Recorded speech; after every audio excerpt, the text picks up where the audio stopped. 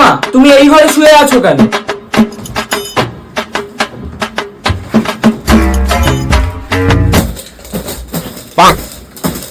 আরে এটা কি করছো? আমি শুয়েছিলাম বলে খাটটা নোংরা হয়ে গেছিল বল, তাই পরিষ্কার করে দিচ্ছি। আরে আমি কখন বললাম নোংরা হয়ে গেছে? বলিসনি, তুই আমাকে নিজের মা নাও ভাবতে পারিস, কিন্তু সত্যি এটাই যে তুই আমার ছেলে। আমি তোর মনের সব কথা বুঝি।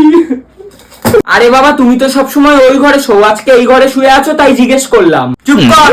আমি সব বুঝি, এখন তুই আমাকে ঘর থেকে বের করে দিচ্ছিস, এরপর তোর বিয়ে হয়ে গেলে আমাকে বাড়ি থেকে বের করে দিবি।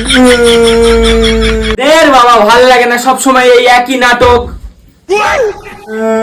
হ্যাঁ, আমি তো নাটক করি, আমি তো ড্রামা কুইন। হে ভগবান, ও তো আমাকে বাড়ি থেকে বের করে দেবে, আমার কি হবে ঠাকুর?